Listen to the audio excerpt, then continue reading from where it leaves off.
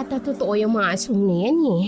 Bakit ba kayo nagpapapaniwala sa kalokohan na yan? Wala nang aswang sa panahon ngayon.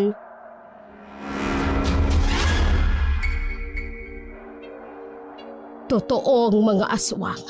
At ngayon sumasalakay na naman sila. At muling maghahasik ng lagim. Lalo na kapag kabilugan ng buwan. Kaya dapat tayong mag-ingat.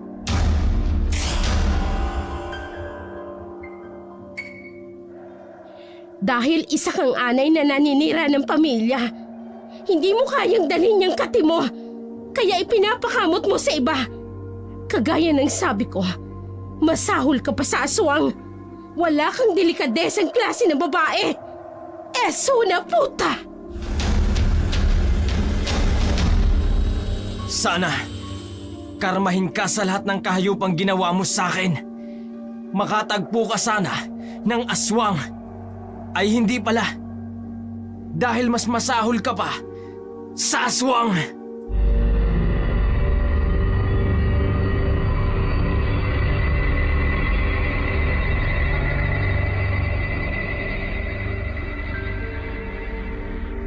Isang mapagpalang araw po sa inyo, Dark Shadow. Ako po ay isa sa mga taga-subaybay ng inyong channel. Palagi po kaming nakaabang sa bawat upload ninyo. Sa totoo lang, kayo po ang nagsisilbing pampalipas oras ko habang gumagawa ko ng mga trabaho sa aking munting shop. Lalo na kapag kasama ko ang aking anak tuwing wala siyang pasok sa eskwela. Ang kwento ko pong nais ibahagi sakaling mabigyan ninyo ng pagkakataon na maisadula ang aking liham ay tungkol sa aking lalakerong asawa. Dito ko na po sisimulan ang aking liham. Gareth, kumain ka na muna ng tanghalian. Lampas 12:00 na, nagbubunot ka pa rin ng nyog. Susunod na ako, Zoraida. Tatapusin ko lang muna to. O sige, basta kapag ginutom ka, umuwi ka na lang. Nakapagluto na ako. Mauna na kami kumain ni Andoy. Sige. Ilang pirasong nyug na rin lang naman ito. Basta sumunod ka kaagad. Kaya ka nagkakasakit dahil dyan sa walang humpay mong katatrabaho. Para sa atin din lang naman to, mahal. Ay nako, puro katrabaho. Kulang naman sa kita. Hayaan mo. Masisipagan ko pa. Lewan, umuwi ka na lang kung kailan mo gusto. Masipag, mapagmahal at mabuting asawa si Gareth kay Zoraida. Halos wala na siyang mahihiling pa pagdating sa pagiging responsable nito. Nakatira sina Zoraida at Gareth sa isang maliit na baryo. Payak lamang ang kanilang pamumuhay, hindi marangya gaya ng sa iba. Ngunit pinagsisikapan ni Gareth na maibigay ang kanilang mga pangangailangan sa araw-araw. Pero kadalasan ay may mga bagay pa rin para kay Zoraida na nagkukulang si Gareth na hindi niya naibibigay. Oh, bakit nakasimangot ang maganda kong asawa? Kasi naman, Gareth, wala nang laman yung lotion ko, yung sunscreen, yung pabango. Nangangamoy daing na ako. Hindi naman ah. Ang bango nga eh. Huwag mo nga akong pinaglololo ko. Hindi kita niloloko. Buti pa si Isa. Binilhan ng asawa niya ng mga bagong damit, pabango, lotion, make-up. Pasensya ka na, Zoraida. Sapat lang kasi ang kinikita ko sa pagbubunot ng nyog. Gareth, bakit kasi hindi ka tumulad sa asawa ni Isa? Pumunta ka rin ng Maynila. Zoraida, ayokong malayo sa inyo ni Andoy. O sige, kung ayaw mong umalis, edi akong pupunta ng Maynila. Zoraida naman, paano si Andoy? Gareth, ayoko naman na maging losyang na lang at magtiyaga lang sa kakarampot na kita mo. Gusto kong maging katulad ni Isa. May magagandang damit, maayos na bahay, konkreto. Hindi yung gawa sa plywood at nipa. Gumagawa naman ako ng paraan ah. Nagsisipag naman ako. Pwes Gareth, hindi sapat! Hindi na bago ang ganoong klaseng diskusyon sa bahay ng mag-asawang Gareth at Zoraida. Ayaw mang aminin ni Gareth May pagkamaluho talaga si Zoraida. Mula pa noong dalaga pa siya. Kilala na siyang uri ng babaeng bilmoko. Bilmoko niyan, bilmoko nito. Ngunit dahil sa tindi ng pagmamahal ni Garrett sa kanya, pinakasalan niya pa rin ito nang mabuntis niya si Zoraida kay Andoy. Kinabukasan, nagpaalam si Zoraida kay Garrett na magtutungo sa kabilang baryo upang magtinda ng gulay. Pumayag naman si Garrett na siya nang magbabantay sa kanilang 4 na taong gulang na anak na si Andoy. Huwag kang magpapagabi, Zoraida. Delikado ang daan. Baka mamaya may mga masasamang loob o kaya aswang. Garrett naman, nagpapapaniwala ka pa sa aswang sa tanda nating to? O siya, sige na, aalis na ako. Naghihintay na sa akin si Susan. Hindi ka man lang bahahalik kay Andoy? Huwag na, masisira lang ang lipstick ko eh. Sige na, aalis na ako. Mag-iingat ka. Oo, huwag kang mag-alala. Kaya ko ang sarili ko. Masyadong maiksi naman yata yung suot mo. Ano ka ba naman, Garrett? Ano bang gusto mong isuot ko? Barot saya. Ayoko lang na mabastos ka. Hindi yan. Sayang naman kasing ganda ng katawan ko kung itatago ko lang. Sige na, aalis na ako. Tinanaw na lamang ni Garrett si Zoraida habang naglalakad palayo. Suot ang maikling short at hapit na damit. Pulang-pulang lipstick nito at plakado ang kilay. Aminado si Garrett na magandang tindig at ang katawan ng kanyang asawa. Kaya nga maraming kabarkada niya ang naiinggit sa kanya. Hindi naman niya pinaghihigpitan si Zoraida pagdating sa pananamit. Sa halip, hinahayaan niya itong maging malaya sa pagpapahayag ng sarili, lalo na pagdating sa itsura.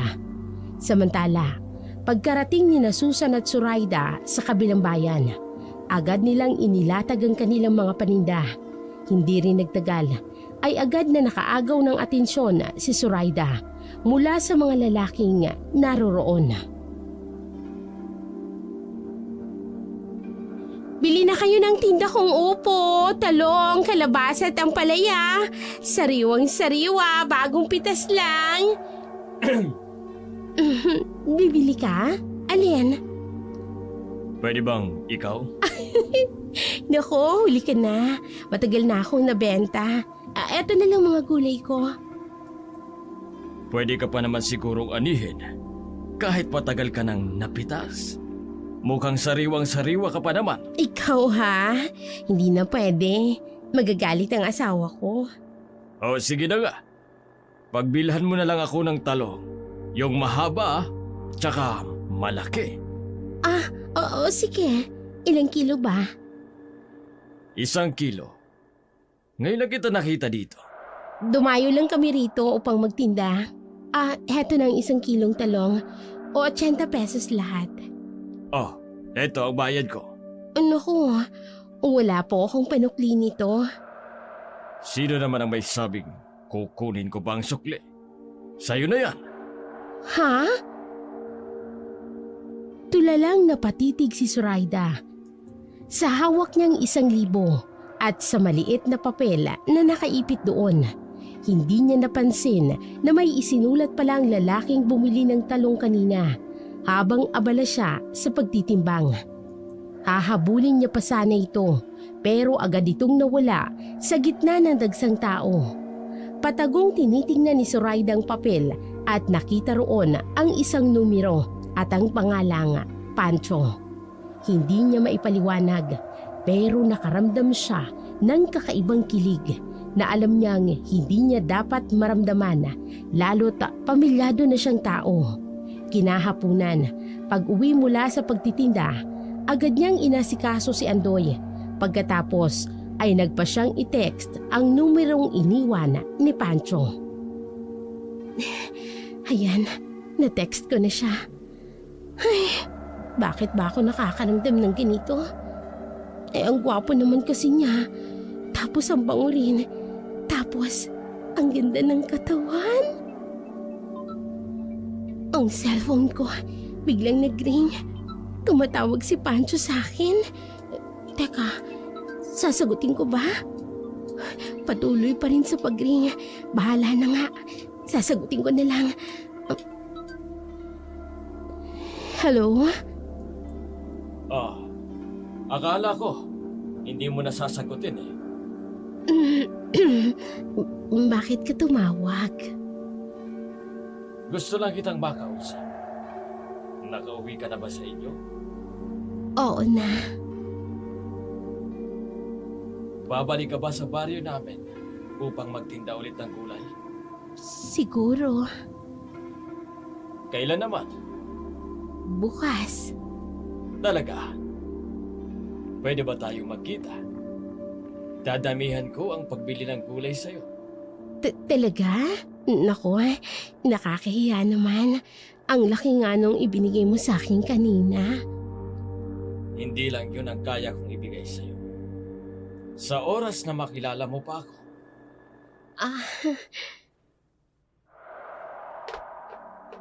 Zoraida? Pancho, kailangan ko ng ibaba ang tawag mo. Narito na ang asawa ko. Bye. Zoraida? Nasaan ka ba? Naririto ako, Garrett! Nakakainis naman ang lalaking to, oh. Puiset, istorbo. Tumungo si Zoraida sa kusina kung saan nadatnan niya si Garrett. Naabala sa paghahanda ng biniling noodles. Hinaluan pa ito ng malunggay upang may ulam sila ng gabing yun. Napaismid si Zoraida. Palagi na lang ganoon ang kanilang ulam. Kung hindi mumurahing isda ay gulay o di kaya'y instant noodles na palagi ang kanilang kinakain. Dahil dito, hindi napigilan ni Zoraida ang muling magreklamo kay Garrett. Eto na naman ang ulam natin. Oo. Pasensya na. Hindi na ako bumili ng mamahaling isda eh. Mas inuna ko kasing bayaran yung mga utang natin. Para wala na tayong sakit sa ulo. Magkakasakit naman ako sa bato niyan. Ayoko niyan. Zoraida naman. Di ba binayaran ka na sa pagbubunot ng nyog? Inuna ko nga ang pagbayad sa utang natin. Pagbili ng mga kailangan ni Andoy. Ako? Paano yung pangangailangan ko, Garrett? Alam mo, nakakasawa na yung ganitong buhay eh. Anong gusto mo? Bilhin ko lahat ng luho mo habang may marami tayong utang? Tapos hindi ko bibilhan ng gatas at vitamin si Andoy? Eh sana kasi hindi mo ako binuntis kaagad. Alam mo nang kulang ka lang sa... Kulang na lang ng ano? Nagsisi ka na pinakasalan mo ako? Ganun ba, Zoraida? Ewan ko sa'yo. Ay naku, diyan ka na nga. Zoraida! Zoraida! Bumalik ka dito! Zoraida!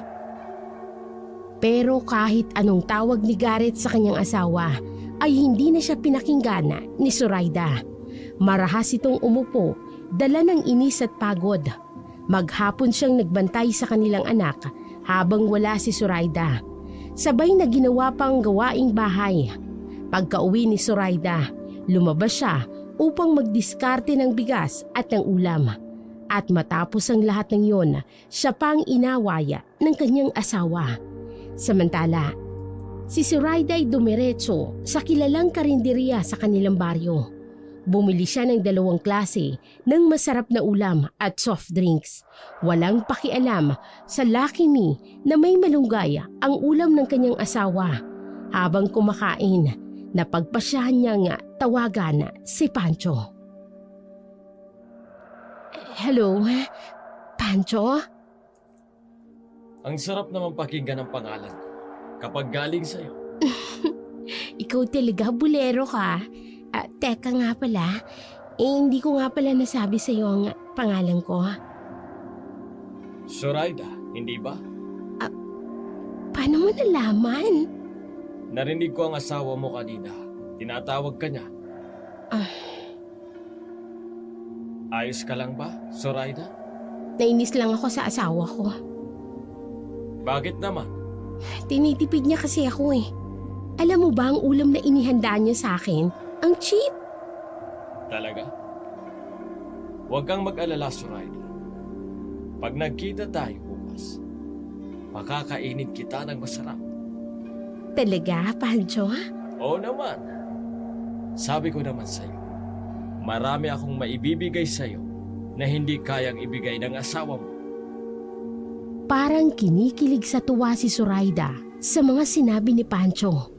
Kaagad niyang tinapos ang kanyang pagkain at bumalik sa kanilang bahay. Pagdating niya, patay na ang ilaw sa kanilang maliit na tahanan. Dahan-dahan siyang pumasok sa silid nilang mag-asawa at doon nadatnan niya si Garrett na nakayakap kay Andoy.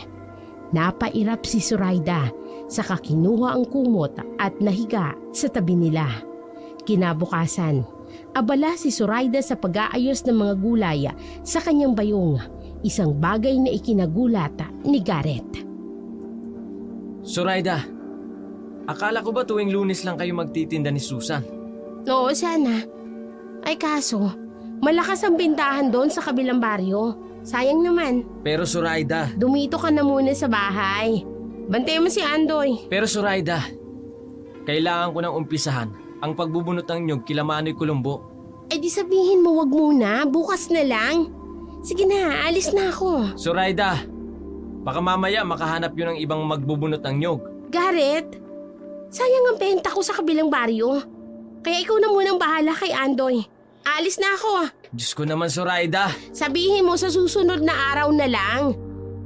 Hindi pwedeng sa susunod na araw, Zoraida. Basta, alis na ako. Saan ka na? Zoraida! Zoraida, ano ba? Ngunit hindi nakinig si Zoraida at tuloy-tuloy itong naglakad papalayo. Wala nang nagawa si Garrett. Sa inis, kinuha niya si Andoy, kinarga ito at tinahak ang bahay ni Manoy Colombo upang ipaalam na sa makalawa na siya magbubunot ng nyog. Umaasang papayag ito. Samantala, pagdating ni Zoraida sa baryo kung saan siya nagtitinda, agad niyang namataan si Pancho. Malawak ang ngiti nito at halatang sinisipat ang kanyang katawan, lalo na ang kanyang dibdib. Dumating ka. Siyempre, kailangan ko magtinda ng mga gulay eh. Bilhin ko na lahat yan. Talaga? Oo naman, para hindi mo na kailangang magtagal dito. Para lang ipaubos ang mga yan. May gusto kasi akong pagdalhan sa'yo kung papayag ka. Saan naman? Sa bayan. Sa bayan? Talaga? Naku, nakakaya naman sa'yo. Huwag ka nang mahiya. Sige na. Ibigay mo na sa akin yung bayong mo at idadaan muna natin sa barracks ko. Tapos dediretso na tayo sa bayan. Ay, sige. Ganoon na nga ang ginawa ni Pancho. Matapos nitong iwan sa barracks ang mga pinamili niyang gulay kay Zoraida, muli silang bumiyahe patungo sa bayan. Kaagad siyang dinala ni Pancho sa isang kilalang tindahan na nagbibenta ng mga kolorete, ng damit at iba pang gamit na pambabae. Manghang-mangha si Zoraida sa kanyang nakita at hindi niya napigilang mapatingin kay Pancho.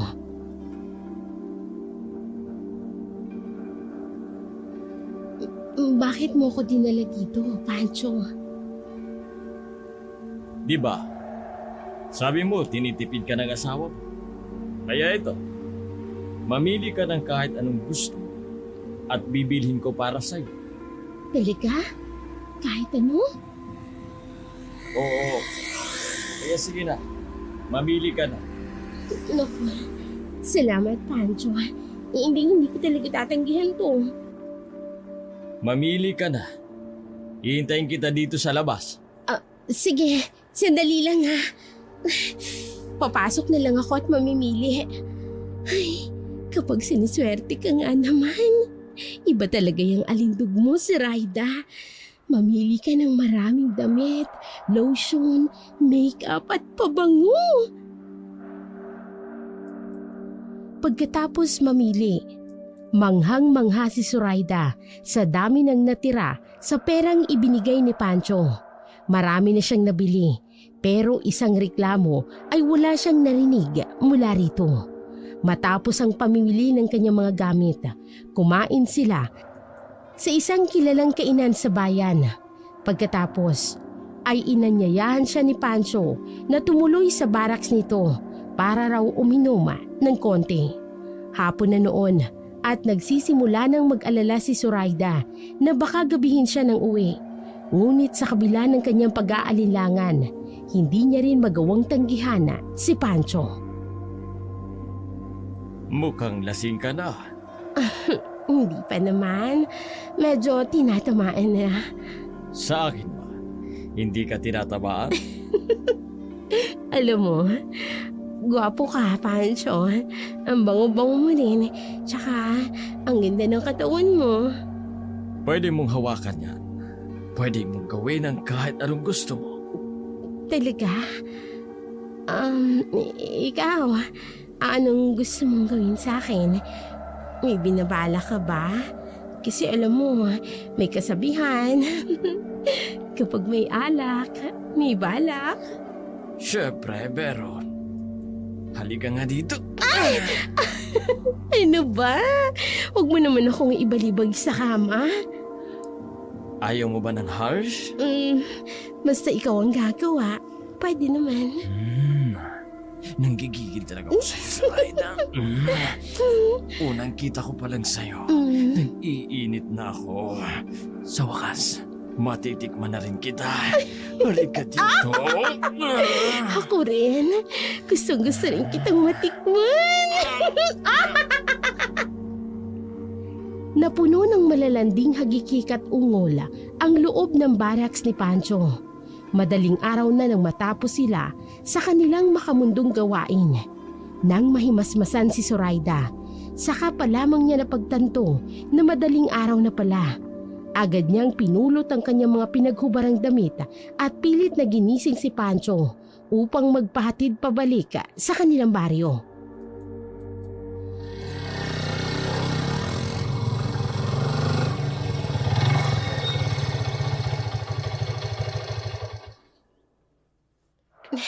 Sigurado kang hanggang dito ka na lang? Oo, sigurado ako. Walang hiya, oo. Tsak na malaking away na naman to. Magdahilan ka na lang. Sige na, aalis na ako. Sandali lang. Pahalik muna. Pancho, baka may makakita sa atin. Nakakagigil ka talaga. Pancho naman, bakit mo naman pinalo ang puwet ko? Ang sakit ha? Nakakagigil ka kasi. Sige na, kailangan ko nang umalis. Salamat dito sa mga pinamili mo sa akin ha. Magkita ulit tayo ha. Susunduin kita tapos idediretso na kita sa barracks ko. Oo na, sige na umalis ka na. Baka may makakita pa. Baka makita ka nila Mang Dario at saka yung tagatinda ng balot. Bye, baby. Sige, bye Pogi. Pagkaalis ni Pancho, mabilis na naglakad si Zoraida pauwi gamit ang flashlight ng kanyang cellphone. Bilang tanglaw sa madilim na daan, sinadya niyang magpahatid kay Pancho sa mas malayong lugar, malayo sa kanilang bahay, upang makasiguro na hindi sila makikita ni Garrett. Pagkarating sa kanilang bahay, dahan-dahan niyang binuksan ang pintuang gawa sa kawayan sa pag-aakalang tulog na si Garrett. Ngunit laking gulat na lamang niya nang makita ang asawa, gising at tila matagal nang naghihintay sa kanyang pagdating. Saan ka galing? Alam mo ba kung anong oras na, Zoraida? 3:00 na ng umaga. Pasensya na, Garrett. Pasensya? Alam mo ba kung gaano ako nag-alala sa'yo? Pinuntahan ko pa si Susan para lang alamin kung nasaan ka. Pero ang sabi niya, ikaw lang ang nagtinda. Hindi siya kasama. Zoraida, halos masiraan ako ng bait kakahanap at pag-aalala sa'yo. Pasensya na nga, di ba? Nagkita kasi kami ni Tia Olga. Napasarap yung kwentuhan. Di sana man lang nag-text ka para hindi ako nag-aalala ng gusto. Oo na, kisalanan ko na. Tama na, ang sakit na ng ulo ko, dumagdag ka pa. Teka nga, amoy alak ka. Uminom ka ba? At bakit ang dami mong dala? Oo, uminom ako. Kainuman ko si Tia Olga. At itong mga gamit na to, bigay niya to galing na Maynila. Kaya pwede ba, Garrett? Hayaan mo ako magpahinga at pagod ako? Zoraida! Bumalik ka dito! Hindi pa tayo tapos na mag-usap. Mamaya mo na ako kausapin. Pagod ako at masakit ang ulo ko. Walang nagawa si Garrett nang talikuran siya ng asawa. Hindi siya makapaniwala na si Zoraida na ngang may kasalanan ay siya pang may ganang magdabog at magalit. Sa tindi ng inis, sinipa na lamang ni Garrett ang kahoy na upuan na nasa tabi niya. Samantala, tanghali na nang magising si Zoraida mula sa pagkakatulog. Dinig na dinig niya ang iyak ni Andoy kaya agad siyang bumangon upang tingnan nito. Laking gulat niya nang makita ang anak na nasa labas ng kanilang bahay at umiiyak. Andoy, anak, bakit nandito ka sa labas ng bahay? Nasaan ang tatay mo? Nakakainis. Baka umalis si Garrett tapos iniwan sa akin tong bata. Ay naku. Paring Zoraida? Galman! Ikaw ba yan? Teka, kailan ka pa dumating? Galing na Maynila. Nasaan si Isa? Noong isang araw lang ako dumating. Si Isa naman, pumunta sa bayan at may bibilhin daw. Alam mo na, kabibigay ko lang ng pera. Oh, ganun ba? Nasaan si Paring Garrett? Hindi ko nga alam eh. Tinanghali kasi ako ng gising. Uy, ito na ba yung inaanak namin ni Isa? Naku, malaki na. Oo, si Andoy. Ay, pare, pasok ka muna sa loob ng bahay. At nang makapagkape ka, halika na. Sige ba? Hello, Andoy. Ako yung ninong mo. Hindi napigilan ni Zoraida ang pasimpleng sulyapan si Galman. Wala pa rin itong pinagbago. Gwapo, malakas ang dating at tunay na kaakit-akit. Matagal na siyang may pagtingin sa lalaki kahit noong binata pa ito. Ngunit si Isang pinakasalana ni Galman. Dahilan upang makaramdam si Zoraida ng matinding inggit kay Isa. Matagal nang magkaibigan sina Garrett at Galman mula pa noong high school. Dahil sa kagustuhan ni Zoraida na mapalapit kay Galman, pumayag siyang makipagrelasyon kay Garrett kahit hindi niya ito lubos na gusto. Sa kabila ng kagwapuhan at kabaitan ng kanyang asawa. Pare, heto yung kape mo. Nako, salamat ha. May dala nga pala akong biscuits para sa inyo. Nag-abala ka pa, pero salamat pa rin. Salamat nga pala dito sa kape, Zoraida. Pero hindi rin ako magtatagal. Babalik na lang ako kapag narito na si Paring Garrett. Naku, pwede mo naman siyang hintayin dito sa bahay. Kwentuhan na muna tayo. Ang tagal mo rin kasing nawala dito sa Barrio Singkamas. Ay, sige na nga. Pero sa tingin mo, uuwi ka agad si Paring Garrett? Oo naman. Hindi naman madalas ginagabi ng uwi yun eh. Hindi maiwasan ni Galman na mapatingin sa mga kamay ni Zoraida na bahagyang humahaplos sa kanyang mga kamay na nakapatong sa mesa. Kita rin ang papungay-pungay ng mga mata nito na wari bang may gustong ipahiwatig. Doon na lamang napansin ni Galman ang itsura ng kanyang kumari. Maganda, sexy ang katawan at mabango pa. Sandaling napatitig siya rito. Pero agading ipinilig ang kanyang ulo. Pinilit na alisin sa isipan ang anumang tukso. Naiisip niyang kanyang kumparing si Garrett at ayaw niyang pagtaksilan ang kanyang asawa. Subalit sa kabila ng kanyang pagpipigil, patuloy ang panglilingkis ng mga kamay ni Zoraida sa kanya. Maring Zoraida, pwedeng tigilan mo ang paghaplos sa braso ko? Bakit? Ayaw mo ba? Kasi baka maabutan tayo ni Paring Garrett. Mahirap na baka kung anong isipin niya. Hindi mo ba nagugustuhan ng ginagawa ko? Paring Galman? Bakit mo ginagawa ito? Alam mong may asawa tayo pareho. Matagal na kitang gusto, Galman. High school pa lang tayo. Gusto na kita. Pero si Isa ang niligawan mo at pinakasalan. Zoraida, itigil mo to. Paano kung ayaw ko? Anong gagawin mo? Zoraida, tigilan mo to. Habang nakakapagtimpi pa ako. Huwag ka na magtimpi, Kalman. Paalpasin mo na yung nararamdaman Hindi. mo. Huwag kang duwag. Hindi ako duwag. Hindi nga ba? Hindi sabi eh. Gusto mong patunayan ko sa'yo ha? Halika dito. Kalman! Binuhat mo ko. Ang lakas mo pala. Siyempre, batak na batak yata ito. Doon tayo sa kamalig para walang makakita sa atin. Dinala ni Galman si Zoraida sa kamalig sa likod ng kanilang bahay. Sa gitna ng iyak ni Andoy, sumabay ang malalanding ungol ng kanyang ina. Halos 2 oras silang nagtagala sa loob ng kamalig bago pawisang nagbihis si Galman. Sakto naman ang natapos siya ng pagbibihis nang marinig nilang sunod-sunod na tahol ng mga aso. Hudyat na dumating na si Garrett. Dali-daling lumabas si Zoraida sa kamalig, kunwaring galing sa kusina, at sinalubong ang asawa habang pilit na ikinakalma ang kaba sa kanyang dibdib.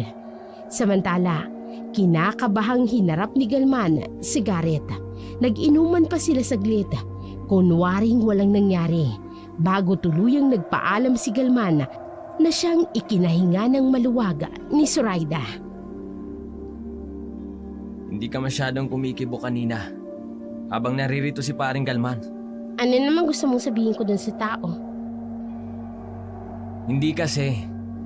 Baka isipin nun, ayaw mo siyang narito sa bahay. Garrett, may intindihan naman siguro ni paring Galman. Tsaka wala naman ako naiisip na sasabihin. Sa bagay, siya nga pala, tungkol kaninang umaga. Huwag mong iisipin na nakalimutan ko na yung ginawa mo. Sana naman, sa susunod, kung may biglaang lakad ka, mag-text ka. Huwag yung pinag-aalala mo ako. Oo na, tapusin mo na yung pagkain mo at magliligpit na ako. Sige. Tsaka si Andoy pala, nang dumating ako kanina panay ng iyak. Hindi mo man lang pinatahan. Abala ako sa kusina. Tsaka huwag mo ang ituon lang sa akin ng sisi. Iniwan mo rin naman siya habang tulog ako. Oo. Pero alam kong hindi siya aalis dahil nandito ka. At sinigurado ko na hindi siya makakalabas ng bakod. Ewan ko sa'yo. Matulog ka na nga. Sige, sige. Matutulog na talaga ako dahil pagod na pagod ako sa trabaho. Ang dami kong binunutang nyug kina Manoy Colombo. Matunog ka na rin ha? Oo. Ewan ko sa'yo. Ang asim ng amoy mo. Amoy pawis. Koprat kung ano-ano pang nakakawala ng gana. Ay, mabuti pa si Pancho at si Galman. Mapera na, mabango pa, at magagaling pa sa kama. Pagkatapos maghugas ng pinggana noong gabing nun, hindi agad natulog si Zoraida. Sa halip, tumambay siya sa labas ng kanilang bahay upang makipagpalitan ng malalandi at malalaswang mensahe kay Pancho. Kinabukasan, muling dumating si Galman na labis na ikinagulat ni Zoraida. Nagkunwari siyang walang epekto sa kanya ang presensya ng lalaki. Muli na namang nagiinuman sina Garrett at Galman na tila sinasadya pa ni Galman na lasingin ang kaibigan. Nang makita ni Galman na lasing na si Garrett at nakayuko na lang sa mesa, agad siyang tumayo at tahimik na pumasok sa loob ng bahay kung saan naroroon si Zoraida. Maring Zoraida? Ay! Paring Galman, anong ginagawa mo dito? Namiss kita eh. Hindi ko makalimutan yung ginawa natin kahapon sa kamalig. Galman, ano ka ba? Baka mamaya biglang pumasok si Garrett dito. Lasing na si paring Garrett. Nakatulog na nga sa kalasingan eh. Kaya halika na. Pagbigyan mo na ako. Nanggigigil ako sa'yo eh. Sandali lang. Papatayin ko lang itong kalan. Saan mo bang gustong gawin? Sa kamalig ulit? Hindi na. Sa kwarto na lang namin. Para komportable tayo. Sige, sabihin mo. Halika na. Hindi na ako makapaghintay. Ako rin naman, Galman eh. Halika na! Bilis! Muling naulit ang makasalanang gawain ni Galman at Zoraida. At sa pagkakataong ito, sa mismong silid pa nila nga mag-asawa. Walang kaalam-alam si Garrett na iniiputan na pala siya sa ulo ng kanyang asawa at ng matalik niyang kaibigang si Galman. Hindi niya rin alam na bukod kay Galman ay may isa pang kalaguyo si Zoraida, si Pancho. Matapos ang kanilang makamundong gawain, lumabas si Galman sa silid. Saglit niyang tinapunan ng tingin ang kaibigang si Garrett na ngayon ay mahimbing nang natutulog at humihilik. Sa unay nakaramdam siya ng konsensya, ngunit habang tumatagal, unti-unti na rin yung nawawala. Kinabukasan, habang naglalakad, nakarinig si Zoraida ng mga usap-usapan mula sa mga tsismosa na may bagong dayo raw na dumating sa kanilang lugar. Ay nako, siguro mayaman yung bagong dating na dayo ano? Ay sigurado yun, nabay. Nabili nga ang pinakamalaking bahay dito sa baryo natin. At saka balita ako, mukhang binata't naghahanap daw ng katulong sa bahay. Ay, oy, nako, ganun talaga pag mayayaman. May dayo rito sa baryo namin? Teka, kung ang sinasabi nila malaking bahay, ibig sabihin, may nakabili na sa pinakamalaking bahay dito sa baryo Singkamas? Mukhang mayaman nga ang tayo. At kung naghahanap siya ng katulong, baka pwede akong mag-apply. Kaagad na naisip ni Zoraida na mag-apply bilang katulong sa bagong dating na dayo. Pagka-uwi sa kanilang bahay, agad siyang naging abala sa paghahanda ng pananghalian. Pagkatapos kumain, dali-dali siyang nagtungo sa naturang malaking bahay. Napakagara ng bahay at kahit may kalumaan na, bakas pa rin dito ang karangyaan. Malawak ang hardin at halos lumuwa ang mga mata ni Zoraida nang mamataan ang mamahaling sasakyan na nakaparada sa garahe. Paulit-ulit siyang kumatok sa gate, ngunit walang sumasagot. Makalipas ang ilang minutong paghihintay, nabagot na lamang siya at nagpa siyang bumalik na muna sa kanilang bahay. Pagdating niya roon, naabutan niya si Garrett na kakarating lamang. Umalis ka? Iniwan mo na naman si Andoy? Tulog naman siya eh. At saka isinarado ko naman yung tarangkahan. Para kung sakaling magising siya, hindi siya makakalabas ng bakod. Saan ka na naman kasi galing? May narinig kasi akong usap-usapan na may dayo dito sa baryo natin at naghahanap ng katulong na baka sakali ako mag-apply. At paano si Andoy, Zoraida? Si Andoy na naman? Garrett, hindi mo naman naibibigay yung mga pangangailangan ko? Ginagawa ko naman ang lahat, Zoraida. Pwes hindi sapat. Kung hindi mo kayang ibigay lahat ng pangangailangan ko, magtatrabaho ako. Ikaw na munang magbantay kay Andoy. Hindi ako papayag, Zoraida. Alam mo, nakakainis ka eh. Kung sumama ka sana kay paring Galman sa Maynila, edi sana marami din tayong pera katulad nila. Naipagawa na rin sana natin tong bahay natin. Sige, kakausapin ko si paring Galman. Talaga? Papayag kang pumunta ng Maynila? Oo, para matahimik ka lang. Basta ang perang ipapadala ko sa'yo, gagamitin mo sa tama. Huwag mong lulustayin. Hindi no, pangako. Ipapagawa ko kaagad itong bahay natin. Para pag uwi mo, hindi na maliit na bahay kubong daratnan mo. Para sa pamilya natin, Zoraida, gagawin ko ang lahat. Tuwang-tuwa si Zoraida dahil sa wakas, pumayag na rin si Garrett na pumunta ng Maynila. Nang gabing yun, pinapunta ni Garrett si Galman sa kanilang bahay upang pag-usapan ang posibleng trabaho niya sa Maynila. Sakaling sumama siya sa kaibigan. Kaagad namang sinabi ni Galman na maaari niyang irekomenda si Garrett sa kumpanyang pinagtatrabahuhan niya. Muling nag-inuman ng dalawa at tulad ng dati, sinadya na naman ni Galman na lasingin si Garrett. Ang galing mo talaga, Kalman. Akalain mo yun? Napatulog mo na naman si Gareth. Siyempre naman. Alam na alam ko kung paano lasingin niyang asawa mo. Ambag mo Nakakapang-init ka. Siyempre, nang malaman kong magtutungo ka rito, kagad akong naligo para handa na. Umpisahan na natin. At gigil na ako sa'yo. Balik nga. Kalman, ano ka ba?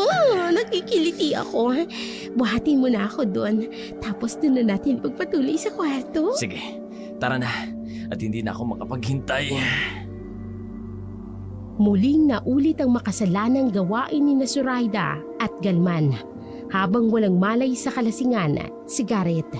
Pagkatapos ng kanilang pagtatalik, kaagad na nagbihis si Galman na siyang ikinasimangot ni Zoraida. Agad niya itong pinigilan. Ayaw niya pa sana itong paalisin. Huwag ka naman nang umalis. Hindi pa naman magigisingin si Gareth eh. Hindi pwede, Zoraida. Baka mamaya, sundan ako dito ni Isa. Mabuko pa tayo. Hindi yan. Migo ka na muna dito sa tabi ko. Hindi talaga Sige pwede. na. Kailangan ko nang umalis. Bago pa ako sundan dito ni Isa. Kakainis naman eh. Siya nga pala, aalis ka na patungong Maynila. Namimiss kita. Huwag kang mag-alala. Mauuna si Gareth. Ipapasundo ko na lang siya sa terminal. Sa isa sa mga katrabaho ko. Tatambay pa ako dito ng 1 linggo. Kaya may panahon pa tayo sa isa't isa. Gusto ko yan. Sana pagbalik mo galing Maynila, ganito pa rin tayo ha. Oo naman. Ngayon pa. Natikman na kita. Aba, hindi na ako papayag na hindi ka maikama ulit. Kaya dapat mag-ingat tayo para hindi tayo mahuli. Para tuloy lang ligaya natin. Napahagikik na lamang sa tuwa si Zoraida sa sinabi ni Galman. Samantala, dumating ang araw ng pag-alis ni Gareth. Umiiyak si Andoy habang mahigpit na nakayakap sa kanyang ama. Maraming bilin si Gareth kay Zoraida, ngunit puro pagsang-ayon lamang ang isinasagot ng babae. Walang emosyon, tila wala sa loob. Zoraida, nakikinig ka ba? Oo, nakikinig ako. Bilisan mo na, baka may iwan ka pa ng jeep patungong terminal. Basta yung mga bilin ko ha. Huwag mong kakalimutan. Si Andoy, huwag mong pababayaan ha. Oo na, hindi ko pababayaan yan. Hoy, pagsweldo ha, magpadala ka kaagad. Oo. Hindi pa ako nakakaalis, sweldo agad ang nasa isip mo eh. Syempre naman, ano na lang ang gagawin ko dito sa bahay kung wala akong pera? Kaya sige na, larga na, baka may iwan ka pa. Sige. Payakap naman oh. Ay naku, ang ate mo. Ayan, nakayakap na ako sa'yo. Sige na, alis na. Bye anak. Babalik din si Papa ha. Pakabait ka kay Mama. Huwag kang magiging pasaway ha. Mahal na mahal kita. Lihim na napairap si Zoraida. Pakiramdam niya'y napaka-OA ni Gareth. Wala siyang pakialam kahit pa napakabuti nitong ama at asawa. Para sa kanya, hindi sapat ang kabutihan at ang pagmamahal. Ang hinahangad niya'y marangyang buhay, gaya sa mga taong madalas niyang nakikita at kinaiinggitan. Pagkaalis ni Gareth, at nang masiguradong tuluyan na itong nakaalis, agad niyang kinuha ang mga gamit ni Andoy at lumarga patungo sa bahay ng kanyang mga magulang sa kabilang baryo. Doon niya ipinagbili ng bata, sabay sabing mamamasukan siya ng trabaho. Ngunit ang totoo, ayaw lang talaga niyang mag-alaga ng anak habang wala ang kanyang asawa. Balak niyang sulitin ang pagiging dalaga muli, malaya at walang inaalala. Sandali lang!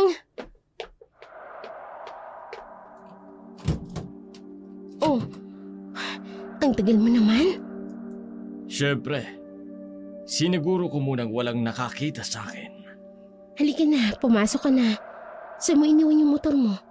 Doon sa may labasan. Ipinagbiling ko doon sa matandang tindera. binigyan ko na lang ng bayad. Ay naku, namiss kita, Pancho. Tagal din nating hindi nagkita. Mabuti na lang. Pumunta ng Maynila ang asawa mo. Buwelo na tayo ngayon. Oo naman, pinilit ko talaga siyang umalis para naman makahinga ako kahit papano. Mamaya na tayo mag-usap. Sabik na ako sa iyo eh. Halika na. Bimbagan na tayo. Sige, ako rin. Miss na kita. Halika na sa kwarto mo.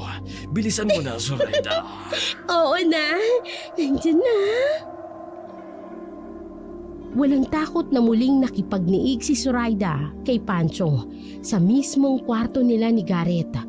Buong gabi silang nalulong sa makamundong pagnanasa. Tila walang kapaguran, paulit-ulit. Kinabukasan, hindi muna pumalik si Pancho sa trabaho. Sa halip, ipinagpatuloy pa nila ni Zoraida ang kanilang makasalanang gawain. Nang sumapit ang gabi, nagpasya na si Pancho na bumalik sa kabilang baryo dahil tapos na ang kanyang day off. Bago umalis, binigyan niya si Zoraida ng malaking halaga ng pera na labis namang ikinatuwa ng babae. Pagkaalis ni Pancho, nagtungo si Zoraida sa tindahan upang bumili ng alak. Doon niya narinig ang maiingay na kwentuhan ng mga tsismosa. Ay nako, totoo yun, Mare. Ay, yung anak ni Tonyo, sa kabaret yun, di ba? Abay, inaswang. Ayun, patay. Abay, kawawa naman. Kaisa-isang anak ni Tonyo yun eh, pero pinatay ng aswang. Mawalang galang na ho? Ano ho yun? Aswang? Ay, nako, Zoraida. Natagpo ang kagabi si Bebet, galing yata sa club. Ay, walang damit, walang puso. Iyak nang iyak nga si Tonyo. Kaya ikaw, Zoraida, abay mag-iingat ka. Mag-isa ka pa naman ngayon at walang asawa mo, ay baka mamaya aswangin ka rin. Hindi naman yata totoo yung mga aswang niyan eh. Totoo ang mga aswang. At ngayon ay sumasalakay na naman sila. Muli na namang naghahasik ng lagim, lalo na sa kabilugan ng buwan. Kaya dapat tayong mag-ingat. Kwentong barbero lang yan. Makakatang isip. Para lang matakot tayo. Hindi na ho totoong mga aswang. Walang aswang. Kaya sige na ho, magsiuwi na kayo. Dahil sigurado ako, wala pa kayong mga sinaing sa bahay ninyo. Uwi na ho! Napaismid na lamang ang mga tsismosa kay Zoraida bago siya sinundan ng matatalima na tingin. Wala naman siyang pakialam at hindi na rin naman siya naniniwala sa mga aswang. Sinigurado niyang adik lamang ang may kagagawa ng pagpatay sa anak ni Mang Tonyo na si Beta. Habang nasa kaligitnaan ng paglalakad si Zoraida, napadaan siya sa malaking bahay na ngayon ay may bagong pintura. Lalo itong naging mukhang magara. Paglingon niya sa gate, nanlaki ang kanyang mga mata nang mapansin ang nakasabit na karatula. Wanted, maid. Walang pag-aalinlangan. Muli siyang kumatok sa gate ng bahay. Maya-maya pa, may taong lumabas mula sa loob. Kaagad na itinago ni Zoraida ang biniling beer sa ilalim ng mayabong na halaman. Sa labas ng gate, babalikan niya na lamang ito kapag pauwi na siya. Anong kailangan mo? Ay, grabe. Ang ganda naman ng babaeng to. Nahiya naman ako. Miss? Ay nako, sorry po ma'am. Nakita ko po kasi yung karatula dito sa labas ng gate. Naghanap po kayo ng maid? Yeah. Pag-a-apply ka ba? Oo po sana. Halika, pasok ka. Sige po. Ay grabe, ang tangkad, ang ganda, at sobrang bango niya. Pambihira. Tinaig pa ang artista. Maupo ka. I am Gwyneth de la Fuente. Kaya naghahanap ako ng maid dahil walang mag-aasikaso sa asawa ko. Wala kasi siyang alam sa mga gawaing bahay. Babalik ako ng Spain sa susunod na araw. Ganun po ba? Naku, Maalam po ako pagdating sa mga gawaing bahay, ma'am. Wala po kayong dapat ipag-alala. Ano nga palang pangalan mo? Ay, Susuraida Cortez ho. Taga rito ka talaga sa Barrio Singkamas? Ay, hindi po. Taga San Rafael po kami. Kaso mas pinili namin ng asawa ko na lumipat dito sa Barrio Singkamas. Ganun ba? Mas mabuti. Alam mo, kailangan ko na talaga ng makahanap ng katulong. Pero dahil nandito ka na, tatanggapin na kita. Ay, nako, talaga po. Maraming salamat po, ma'am. Hindi ko po kayo bibiguin, pangako po. Bueno, eto ang magiging trabaho mo. Maglilinis ka lang ng buong bahay. Magluluto ng kung ano man ang nasa kusina. Pagkatapos nun, uuwi ka na. Huh? Yes, yun lang ang trabaho mo. No more, no less. Ang sahod mo ay 15,000 per month. Kapag nagustuhan ko ang trabaho mo, may bonus ka pang 5,000. Talaga po? Naku, maraming salamat po, ma'am. Pwede ka na mag-umpisa bukas ng umaga. Sa ngayon, pwede ka nang umuwi. Walang pagsidla ng tuwa ni Zoraida. Kaya agad niyang kinuha ang bote ng beer na itinago sa ilalim ng mayayabong na halaman. Pagka-uwi sa kanilang bahay, naabutan niyang naghihintay si Galman. Kaagad niya itong pinapasok sa bahay, sabay nilang pinagsaluhan ang inuming kanyang binili. Muli na namang nangyari ang kanilang makamundong gawain. Waray walang pakialam si Zoraida sa kanyang pagiging lalakero. Para sa kanya, nag-i-enjoy siya sa ginagawa niya at kasiyahang hindi niya nararamdaman sa piling ng kanyang asawang si Garrett. Ibig mong sabihin, mag-uumpisa ka nang magtrabaho sa malaking bahay? Oo, malaking sweldo, Galman. Hindi na nga ako makapaniwala na natanggap ako kaagad. Di mabuti. Nang may mapagkaabalang ka naman, baka mamaya, manlalaki ka pa ulit pag alis ko. Hoy, kung makapagsalita ka, akala mo naman malinis ka? Syempre naman, ang gusto ko, si paring Garrett lang kahati ko sa'yo. Mahirap naman kung madami kami. Manahimik ka nga dyan, ang arte mo. Siya nga pala, may narinig akong usap-usapan. Tungkol saan? May natagpuan na namang panibagong bangkay na babae. Walang lamang loob, walang damit. Ano? Kanina lang si Beth ang pinag-uusapan. Ngayon meron na naman? Oo. Kaya ikaw, mag-iingat ka, Zoraida. Pinagsabihan ko nga rin yun si Isa eh. Huwag mong sabihing naniniwala ka rin sa sabi-sabing aswang na may gawa. Bakit hindi? Liblib na itong lugar. Hindi maiwasan na may aswang nga. Gago. Itong ginagawa mo sa akin, ito yung totoong aswangan. Inaaswang mo ko kay Garrett. Baliw. Ikaw ang naunang mga aswang sa akin. He!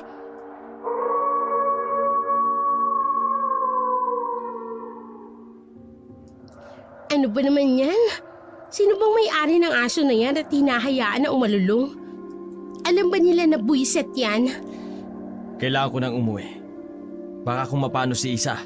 At ako? Paano ako? Kaya mo ng sarili mo, Zoraida. Ano?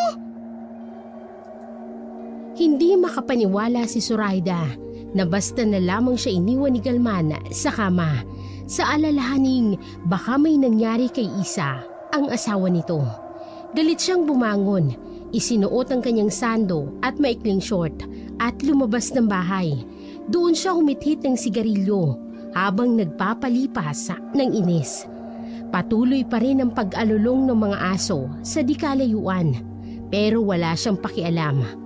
Maya-maya pa'y bigla niyang narinig ang isang sigaw, boses ng isang babae.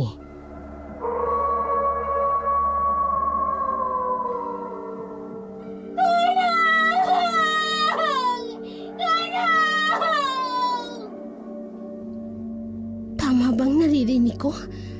May humihingi ng tulong? Teka, parang galing sa palayan ng boses. Pupuntahan ko ba? Ay naku, baka mamaya ako mapahamak din ako. Wag na, ayoko pang mamatay no. Papasok na nga ako sa loob ng bahay. Ay, bigla tuloy akong kinilabutan sa mga alulong ng mga asong yan eh. Ay. Nagmamadaling pumasok sa loob ng bahay si Zoraida at agad na isinara ang pintuan. Ngunit kahit nakapasok na siya, rinig pa rin niya ang tinig ng babaeng humihingi ng saklolo.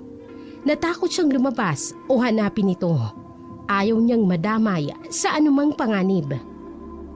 Kinabukasan, habang patungo siya sa malaking bahay ng mga De La Fuente, nadaanan niya ang isang tumpok ng mga tao sa gilid ng palayan.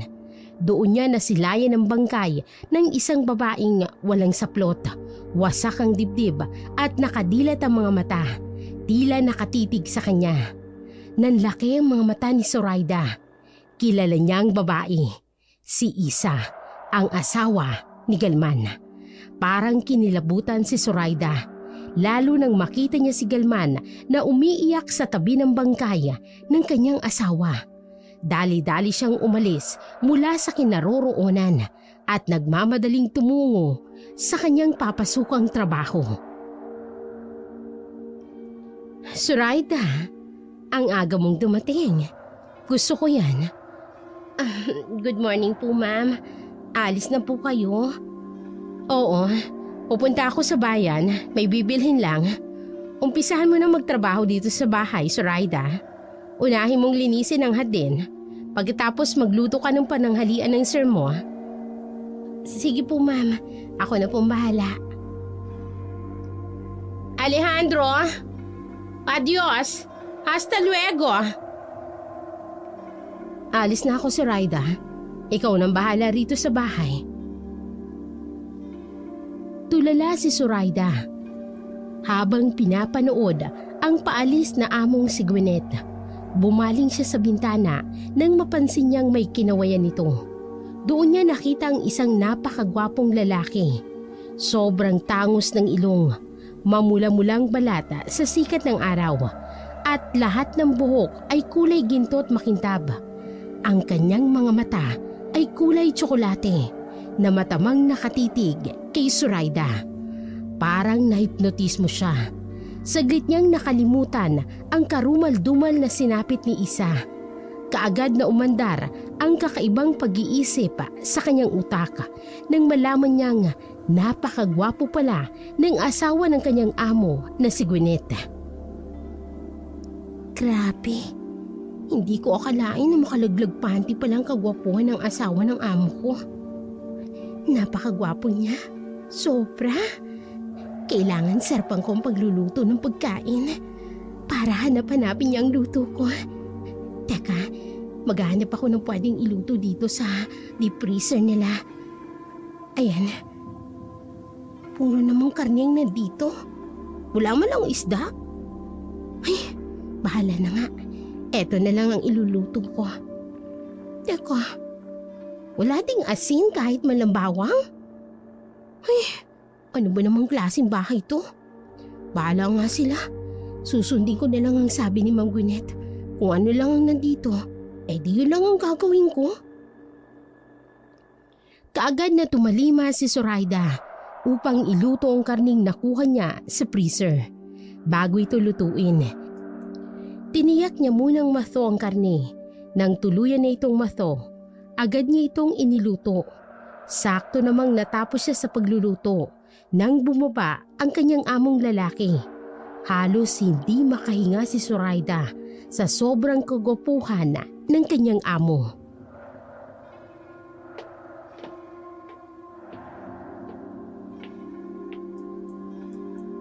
Hola. ¿Cómo te llamas? Sir, sorry. Hindi po ako marunong magsalita ng Espanyol. Ganun ba? Sabi ko, anong pangalan mo? Zoraida po. Ako pong bago ninyong katulong. Grabe, ang gwapo talaga. At ang bango. Parang gustong malaglag ng brat ng ponte ko. Ako si Alejandro, asawa ni Gwyneth. Ikinagagala kitang makilala, Zoraida. Nagugutom na ako. Pwede mo ba akong ipaghain ng pagkain? Naku, opo sir. Sandali lang po Naku, Zoraida, magdahan-dahan ka. Tigilin mo yung kalandian mo. Hindi mapakali si Zoraida habang inihahain ang pagkain ng kanyang amo na si Alejandro.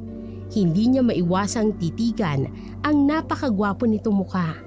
Tila walang kahit anong bahid ng dumi o bakas ng tagyawat. Katulad sa itsura ng asawa nitong si Gwyneth. Matapos kumain si Alejandro, agad itong umakyat muli sa ikalawang palapag. Samantala, kaagad namang nilinis ni Zoraida ang pinagkainan ng kanyang amo. Hapon na nang bumalik si Gwyneth mula sa bayan. Bitbit ang mga pinamili. Pagkatapos ay pinauwi na rin siya nito. Nakasimangot si Zoraida habang papalayo sa bahay sapagkat hindi niya nasilayan muli ang gwapong amo. Habang pauwi, bigla niyang naalala ang karumal-dumal na sinapit ni Isa. Hindi maipaliwanag ni Zoraida, pero bigla siyang nakaramdam ng takot at konsensya nang marinig ang usapan ng mga nadadaanan niyang mga tsismosa. Ay nakoy, kawawa naman si Isa. Naging biktima tuloy ng aswang. Bakit naman kasi siya lumabas ng gabi? Alam naman niyang maraming napapatay na babae dito sa atin. Ito kasi ito yung narinig ko paano daw? Hinahanap daw kasi ang asawa na hindi pa umuwi ng gabing yon. Nagdududa raw kasi si Isa na may babae si Galman. Yun nga rin ang dinig ko. Kung sino man ang babae ng malandi ni Galman, sana makonsensya siya dahil namatay si Isa. Kung ganun, kaya lumabas si Isa kagabi dahil hinahanap niya si Galman. Hindi dapat ako makonsensya. Wala naman akong kasalanan. Hindi ko kasalanan kung bakit siya namatay. Kasalanan niya dahil lumabas siya ng gabi. Zoraida? Pancho, anong ginagawa mo dito? Kinukulit mo ko. Pumunta ako sa bahay mo. Wala ka doon. Ano ka ba? Halika nga rito. Baka mamaya may makakita sa'yo mga tsismosa. Itismis pa ako. Hindi ka kasi sumasagot sa mga tawag ko sa'yo. Pero hindi sapat na dahilan yun, Pancho, upang puntahan mo ako rito. Hindi maitago ni Zoraida ang inis sa kanyang tinig. Dahil sa biglaang pagsulpot ni Pancho, mabuti na lamang at agad niya itong nahila papalayo sa mga nagkukumpulang tsismosa bago pa man sila makita ng mga ito. Sumama si Pancho sa bahay ni Zoraida, ngunit hindi maintindihan ni Zoraida ang nararamdaman. Naiirita siya sa presensya ni Pancho na dati naman ay gustong-gusto niya. Umalis ka na muna, Pancho. Pagod ako ngayon. Hindi rin kita maasikaso. Pagod? Saan ka naman pagod? At nasaan ang asawa mo? Hindi pa ba bumabalik? Hindi pa. Nasa Maynila pa siya. At kaya ako pagod dahil may trabaho na ako. Bakit naman hindi mo ako binanitaan? Na wala pa pala. Di sana, noong isang araw pa ako pumunta dito. Sabik na ako sa'yo Zoraida. Pancho, huwag ngayon. Pagod nga ako. Hindi mo ako pwedeng tanggihan, Zoraida. Ano ba, Pancho? Nasasaktan ako, Hindi mo ako pwedeng tanggihan.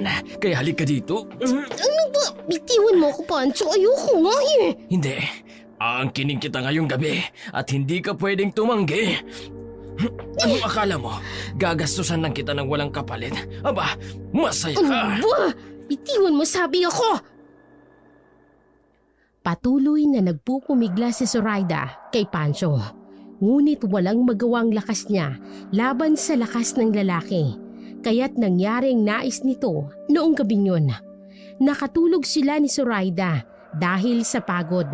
Samantala, si Galman, dahil sa hinagpis na nangyari sa kanyang asawa, ay nagtungo sa bahay ni Zoraida. Walang takot na pumasok sa silid nito bandang 6:00 ng umaga. Dahil wala si Garrett, hindi siya nagdalawang isip na puntahan ng babae. Ngunit ganoon na lamang ang kanyang pagkabigla nang makitang nakahubad na lalaking nakayakap sa hubad na katawan ni Zoraida. Hindi pa man siya nakakabawi sa pagkabigla nang biglang muling bumukas ang pintuan at tumambad ang litong-litong mukha ni Garrett nang makita siya. At agad-agad na napalitan ng galit nang makita ang kalagayan ng kanyang asawa at ang lalaking nakayakap rito. Kaagad nitong hinablot si Zoraida na hubot-hubad. Garrett, nasasaktan ako. Nababitiwan mo ko. Walang hiya ka!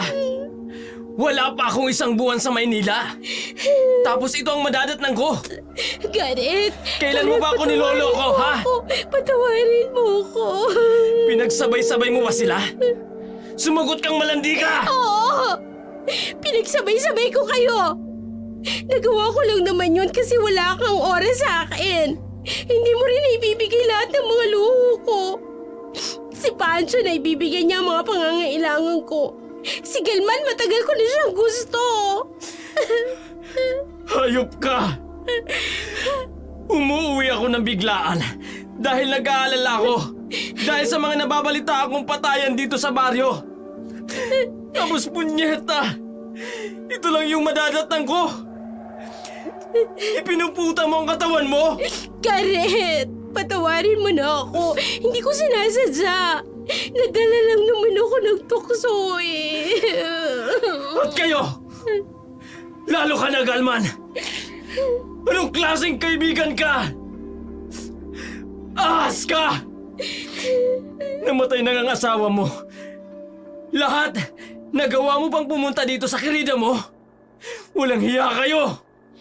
At ikaw na demonyo ka! Mapapatay kita! Papatayin ko kayong pareho! Garrett! Garrett, tama na. Patawarin mo na ako, Garrett! Sana karmahin ka sa lahat ng kahiyupang ginawa mo sa akin. Makatagpo ka sana ng aswang.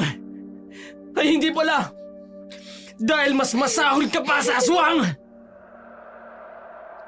Agad na nagkumpulan ng mga kapitbahay na mag-asawang Zoraida at Garrett. Kahit na may kalayuan ng mga bahay nila, mabilis na kumalat ang tsismis. May isang babae na tumakbo at tinabunan ng tuwalyang hubad na katawan ni Zoraida, habang sinusuntok naman ni Garrett si Galman at Pancho. Matapos ang gulong yun, kaagad na pumasok si Garrett sa loob ng bahay. Walang sabi-sabi, itinapon niya ang lahat ng gamit ni Zoraida sa labas ng bahay. Garrett! Parang awa mo na! Huwag mo naman akong palayasin! Patawarin mo na ako! Walang kapatawaran ang ginawa mo sa akin. Nagkakandako ba ako sa katatrabaho sa malinis na paraan na kaya ko? Tapos ikaw, gagaguhin mo lang ako. Kahit kailan, Zoraida, hindi kita pinaghigpitan sa lahat ng nais mo. Dahil iginagalang kita. Kasi ganun kita kamahal. Pero inabuso mo ako. Sorry na. Huwag mong gagawin sa akin to. Pangako, magbabago na ako. Hindi na kita kayang tanggapin, Zoraida. Garrett. Sobra-sobra ng ginawa mo sa akin.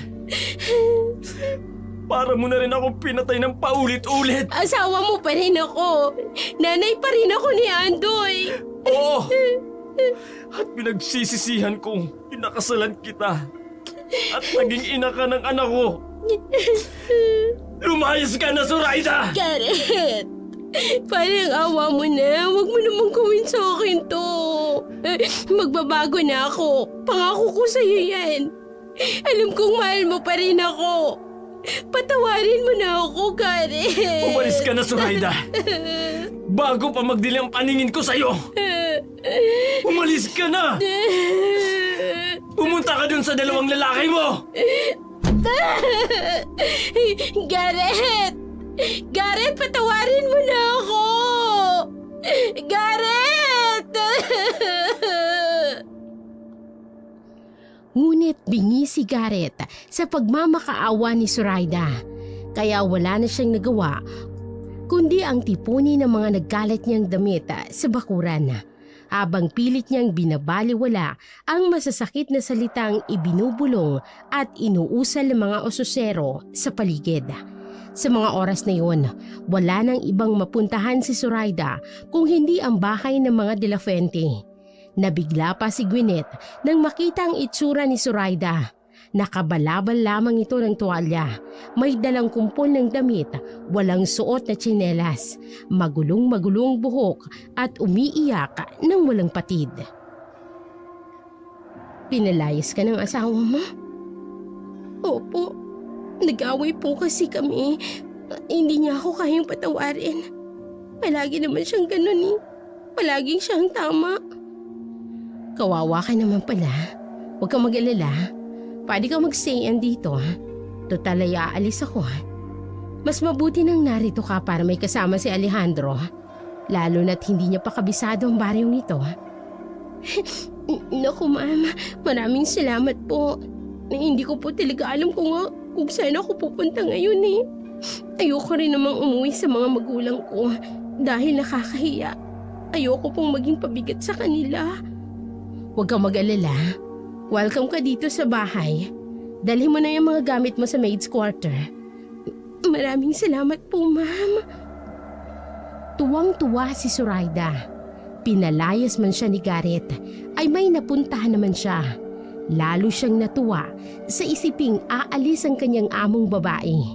Ibig sabihin, masusolo niya si Alejandro. Sa isip ni Zoraida, gagawin niya ang lahat upang maakit ang gwapong amo. Alam niyang hindi ito makatatanggi sa kanyang alindog, gaya ng mga lalaki sa buhay niya. Kinabukasan, maagang umalis si Gwyneth patungong airport. Babalik daw ito mula sa Spain makalipas ang 1 linggo. Kaya naman, labis ang tuwa ni Zoraida.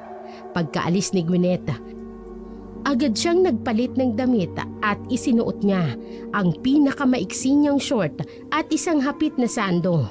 Sakto namang ganoon ang ayos niya nang bumaba si Alejandro para kumuha ng tubig sa ref. Kita ni Zoraida kung papaanong hinagod siya nito ng isang malagkit na tingin. Ay, sorry sir. Nahulog ko po yung kutsara. Ako nang kukuha. Po? Etong kutsara, Zoraida. Salamat po, sir. Ay, grabe. Napakagwapo niya talaga. At sobrang bango. Baka matunaw ang mukha ko sa katititig mo, Zoraida. Sorry, sir. Pero huwag po sana kayong magagalit. Pero ang gwapo niyo po talaga. Ikaw din naman, Zoraida. Napaka-sexy mo. Nasisexihan kayo sa akin? Lalaki ako, Zoraida. Alam ko ang ginagawa mo. Lalo't wala dito ang asawa ko. Hindi po kayo galit. Bakit naman ako magagalit? Palay nang lumalapit sa akin. Aayawan ko pa ba? Sir, hindi ko akalain na hindi ako mahihirapang akitin ka. Matagal na akong naakit sa'yo, Zoraida. At hindi mo ako kailangang akitin. Habang wala si Gwyneth, magpapakasasa tayong dalawa. Ay, grabe. Hindi ko akalain na matitikman kita kaagad, Alejandro. Hindi makapaniwala si Zoraida sa bilis ng mga pangyayari. Dinala siya ni Alejandro sa guest room, ngunit hindi ito tulad ni na Pancho at Galman. Kakaiba si Alejandro. Isa itong sadista. Hindi ito nasisiyahan hanggat hindi niya nakikitang umiiyak si Zoraida sa sakit ng kanyang pananakit. Gayunman, dahil determinado si Zoraida na maagaw si Alejandro mula kay Gwyneth, tiniis niya ang lahat ng hapdi at ang kirot ng mga pang-aabuso, kapalit ng pagkakataong mapalapit sa lalaki. Dumating ang araw ng pag-uwi ni Gwyneth. Hindi maiwasan ni Zoraida ang makaramdam ng matinding selos, lalo na sa pag-aalaga ni Alejandro sa asawa na tila ba isang reyna si Gwyneth na hindi maaaring malagusan o mapagod man lang. Alejandro, Anong ginagawa mo dito, Zoraida? Narito ang asawa ko. bakit ganun? Bakit kung ituring mo ko parang punching bag? Pero kung ang asawa mo parang reyna na ayaw mong padapuan ng kahit sa lamok man lang? Ikaw na mismo ang may sabi. Asawa ko siya. Pero Alejandro, Sir Alejandro, kapag narito si Gwyneth, Sir Alejandro ang itatawag mo sa akin. hindi mo pwedeng gawin sa akin to. Ikaw ang may gusto nito, Zoraida. Umalis ka na. Maglinis ka ng buong bahay at ipagluto mo kami ng asawa ko ng pagkain. Parang binuhusan ng malamig na tubig si Zoraida sa sinabi ni Alejandro. Tila nakalimutan na nito ang lahat ng mga nangyari sa pagitan nila noong walang asawa nito. Lumipas pa ang mga araw at patuloy ang mga patayang nagaganap sa Barrio Singkamas. Hindi na rin lumalabas ng bahay ng mga dilapuente si Zoraida. Bukod sa usap-usapan siya ng mga tao, natatakot din siyang mabiktima ng aswang na di umano'y gumagala sa paligid. Isang umaga, habang nagluluto ng agahan si Zoraida, bigla siyang naduwala sa amoy ng niluluto. Agad siyang tumakbo sa banyo at doon nagsuka. Ano ba nangyayari sa akin? Bakit ako nasusuka? Teka, tama. Halos isang buwan na pala akong delay sa regla ko. Ibig sabihin, baka buntis ako. At sigurado akong si Alejandro ang ama nito. O kahit na hindi siya, wala akong pakialam. Dapat mapanagot ko siya sa pagbubuntis kong ito para mahut-hutan ko siya ng maraming pera. Ay, yayaman ka na, Zoraida. Yayaman ka na. Masayang masaya si Zoraida sa isiping buntis nga siya sa anak ni Alejandro. Hapon na ng araw ng yun nang bumaba si Alejandro sa kusina. Kaagad siyang sinalubong ni Zoraida. Anong kailangan mo, Zoraida? May kailangan kang malaman. Tungkol saan? Buntis ako, Alejandro. At ikaw ang ama. Oo, Yan lang ang reaksyon mo? Oo? mabuti naman at buntis ka. Tsak na matutuwa si Gwyneth. Sandali. Bakit matutuwa si Ma'am Gwyneth? Hindi ba dapat magalit siya at hihiwalay ang kanya?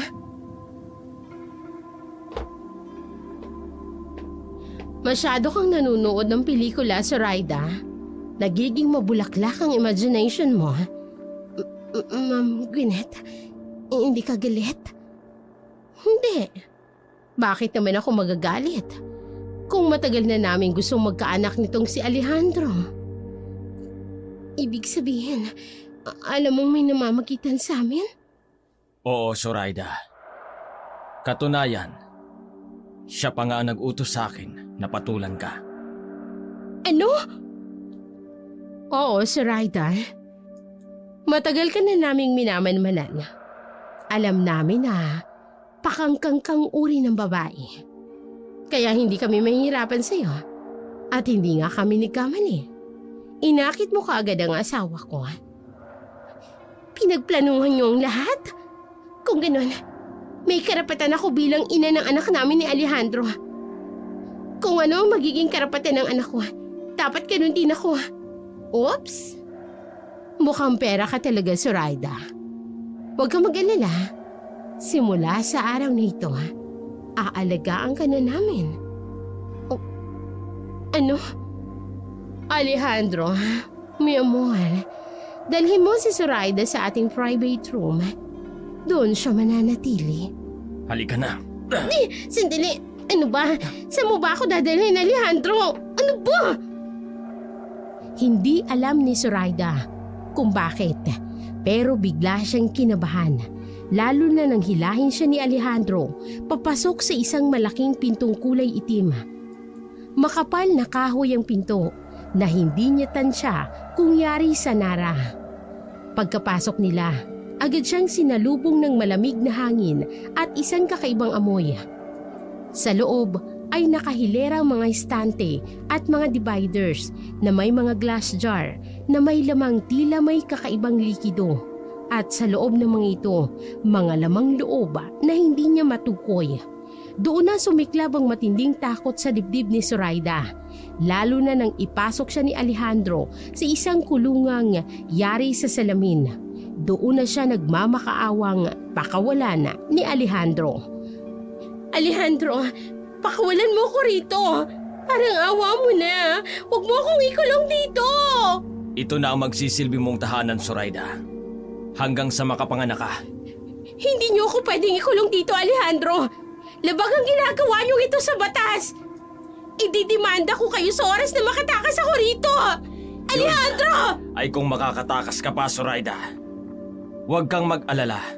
Sa oras na makapanganak ka na, isasama na namin sa aming koleksyon ang mga lamang loob mo. Ano? Ibig sabihin, ang mga laman ng glass jar na yan ay... Oo, Zoraida. Mga lamang loob ng tao. Gusto mo bang malaman kung kani-kanino ang mga yan? Hindi! Kay Beth na anak ni Tonyo. At kay Isa.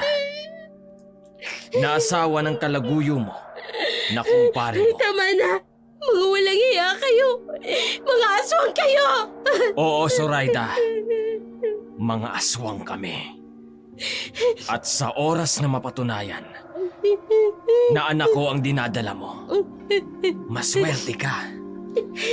Kapag hindi, kakainin ka namin ni Gwyneth kasama ng bata sa sinapupunan mo.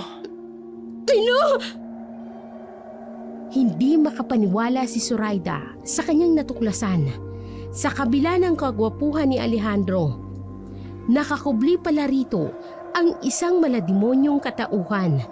Napaiyak na lamang siya ng gusto. Para sa kanya, tila nasa loob siya ng isang bangungot. Lahat ng pangarap niya ay gumuho. Naalala niya ang lahat ng kasalanang nagawa niya at tuluyan na lamang siyang napaiyak sa kawalan ng pag-asa. Kinabukasan, gutom na si Zoraida. Hindi siya pinakain ng mag-asawang aswang at ni isang patak ng tubig ay hindi na ipaabot sa kanya. Kaya nang bumukas ang pinto ng pribadong silid kung saan siya nakakulong, agad siyang nakaramdam ng matinding takot, lalo na nang makita niya si Gwyneth hawak ang isang mangkok na may lamang hilaw na lamang loob.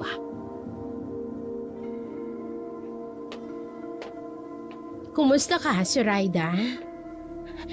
Gwyneth, pakawalan mo na ako rito. Ang lakas naman ng loob mong itusin ako, ha? Well, dinalang kita ng pagkain dahil alam kong gutom ka na. Nasaan ang pagkain? Hayan ang pagkain mo. Preskong atay, dugo at puso ng tao. Hindi, ayoko. Hindi ako kakain ng mga yan. Hindi ako aswang na katulad ninyo. Wala kang magagawa, Zoraida. Kapag hindi mo kinain ng mga yan, mamamatay ka sa gutom. Mas gugustuhin ko pang mamatay sa gutom kesa kumain ng mga yan. Ang tigas ng ulo mo. Kakainin mo o isasalampak ko sa lalamunan mong mga ito. Ayoko, Gwyneth. Ayaw mo, ha? O yan, kainin mo lahat. Napakangkangkang. Kainin mo!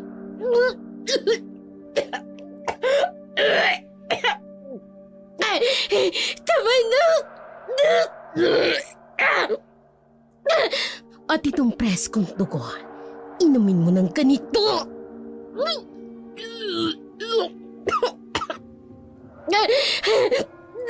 Tama na! Tama na!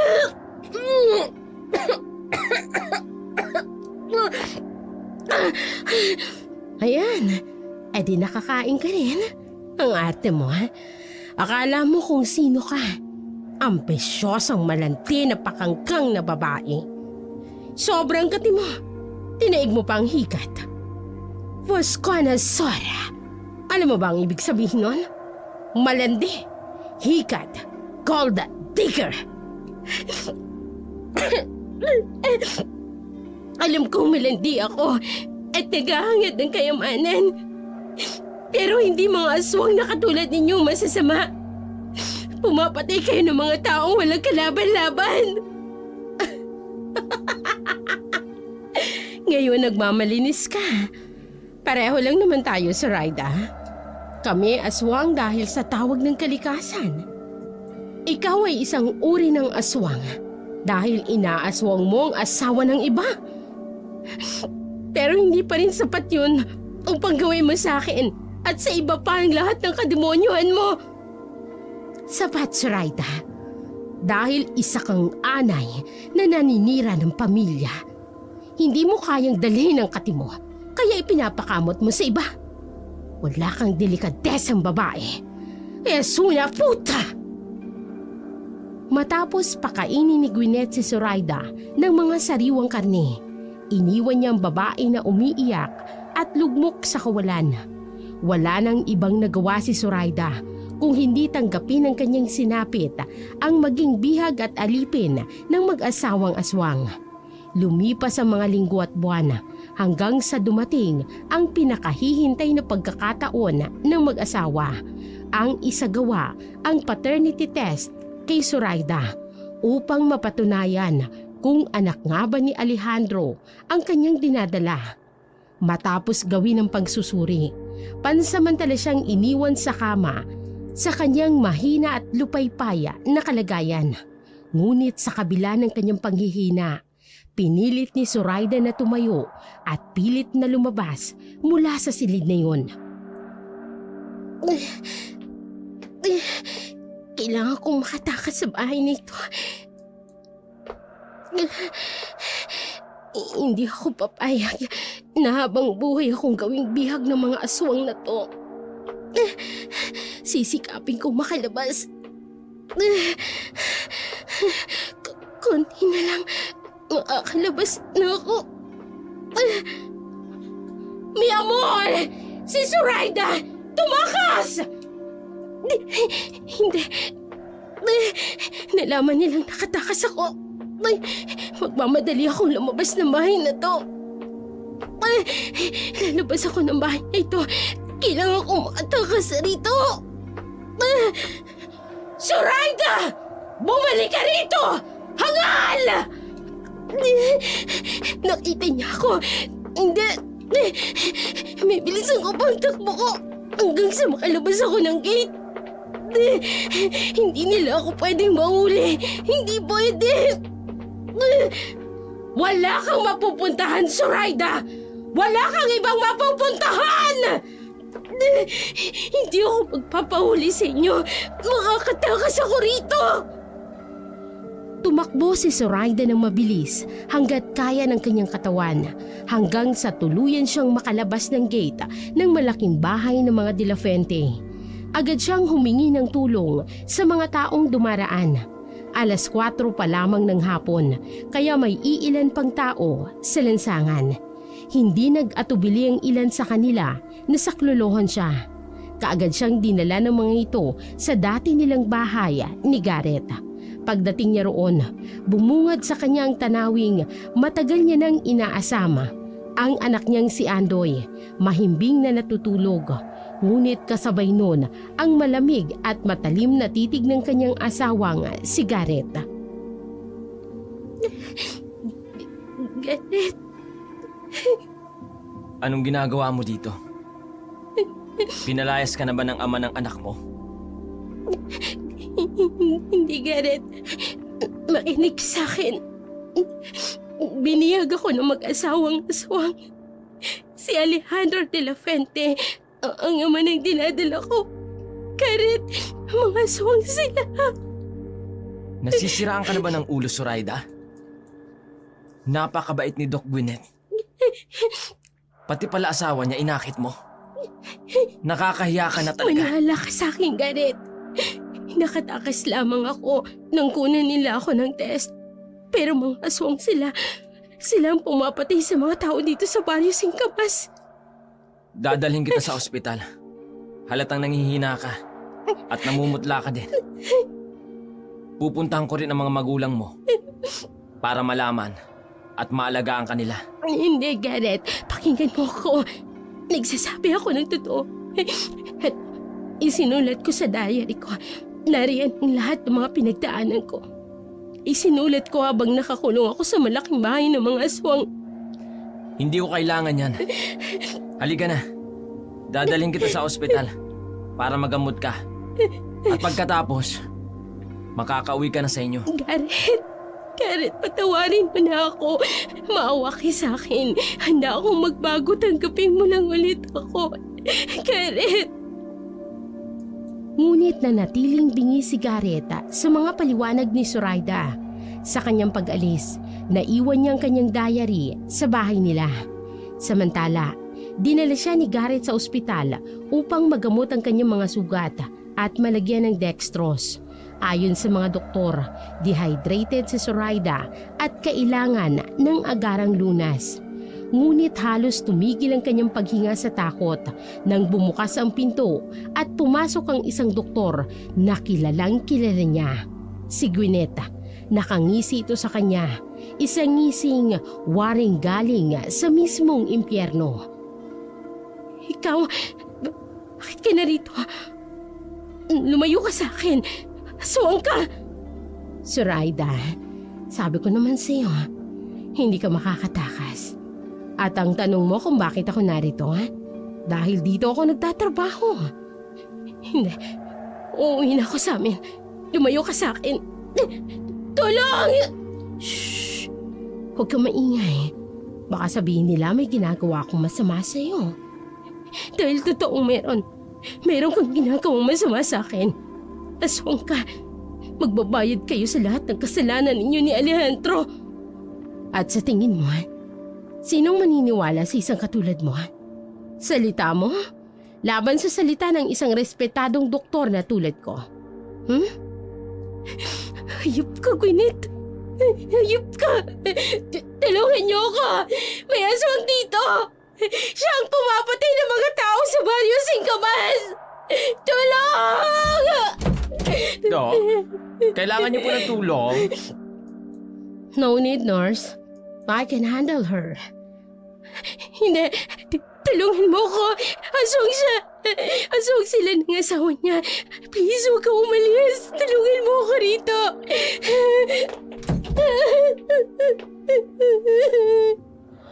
Zoraida, wala ka na magagawa. Tanggapin mo na ang kapalaran mo na magiging palayan ka ng mga aswang. At ang anak mo kay Alejandro ang simula. Hindi, ayoko. Mag-ayop kayo. At naman ang gusto mo, hindi ba? Ang magpapalit-palit ng mga lalaki. Ay, Zoraida. Minsan kasi matuto kang maniwala sa karma. Napakabait ang asawa mo. Sinayang mo lang dahil sa ambisyon at sa kati mo. Pinagsisisihan ko na ginawa ko kay Garrett.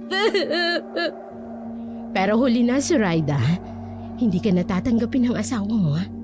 Pero huwag kang mag-alala. Malapit ka ng mga anak. Malapit na naming makuha ang anak ni Alejandro sa iyo. Hindi. Gwyneth, maawa ka sa akin. Maawa ka.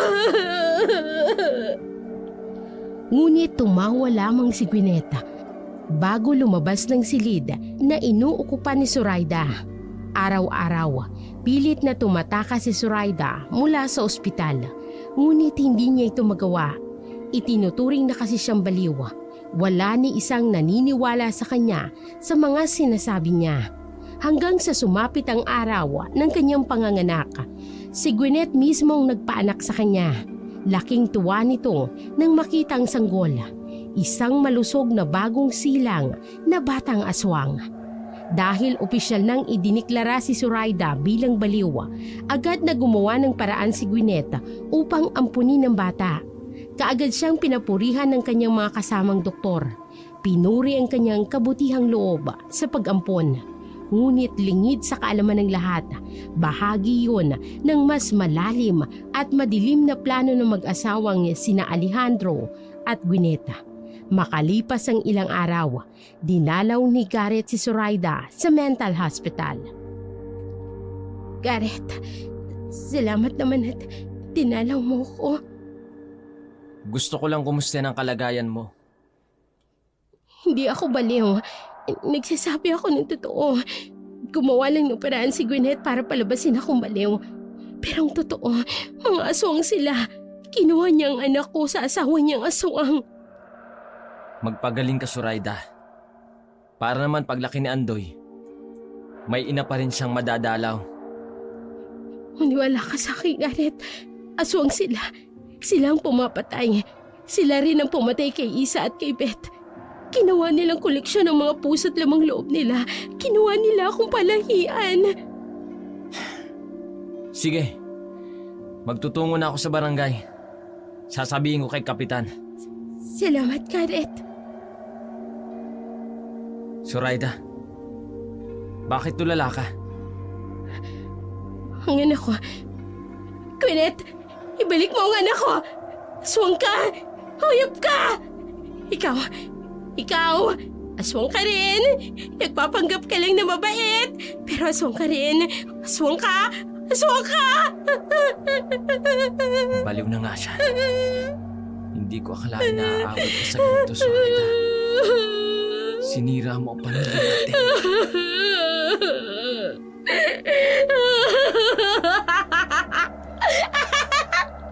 Bakit ba ayaw mo maniwala? Aswang nga sila eh. Mga aswang sila. Gusto ko lang naman ng mga bagay ng katulad kay Isa eh. Maraming make-up, pera.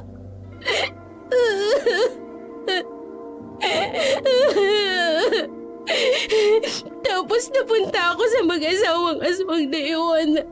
Pinakain nila ako ng lumang loob ng tao. Araw-araw.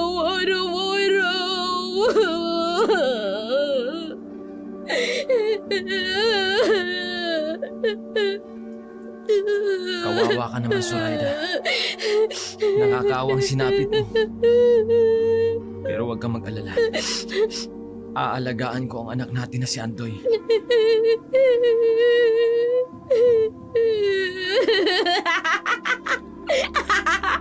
Gusto niyo makita mga aswang? Ha? May alam na ko. Puntahan natin. May alam ako.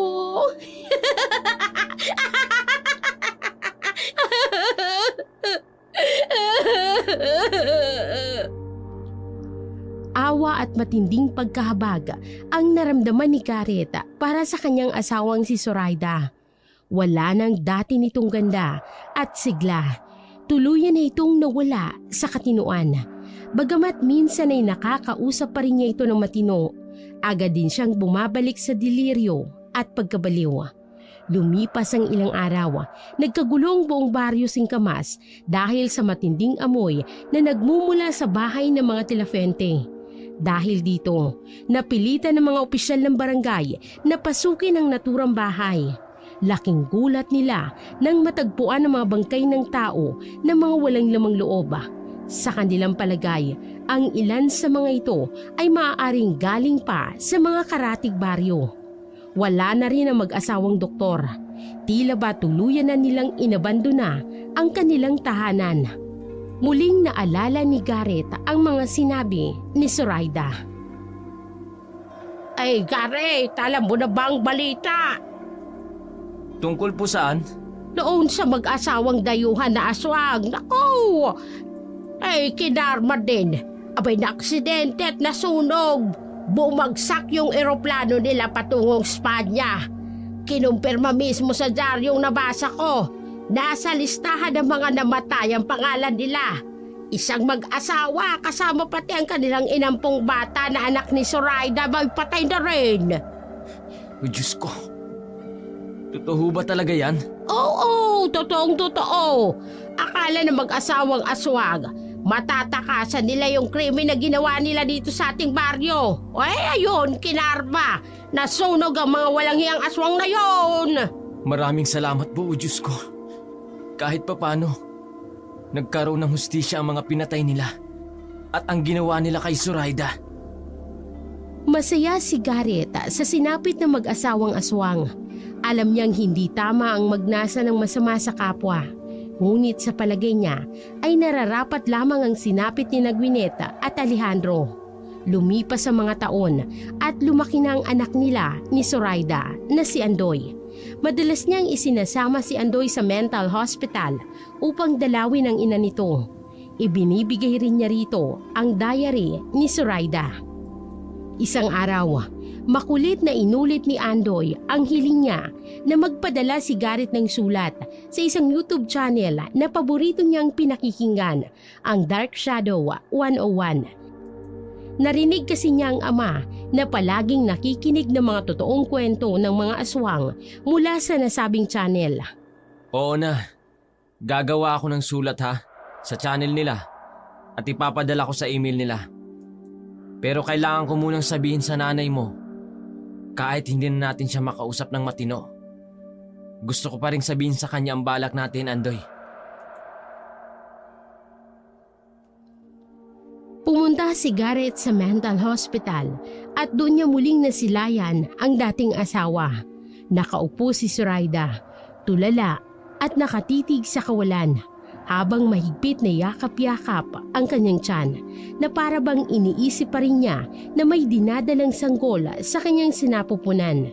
Dahan-dahang lumapit si Garrett at tahimik na umupo sa tabi ni Zoraida. Aswang, may aswang. Wala na sila, Zoraida. Patay na sila. Kasama silang namatay sa bumagsak na eroplanong sinasakyan nila. Patay? Oo. Patay na sila. Zoraida, gusto ko rin sanang sabihin sa'yo na mag-aasawa na ako muli. Asawa? Alam mo, may asawa ako. Pero nagloko ako Kaya nagalit ang asawa ko. Tapos may aswang.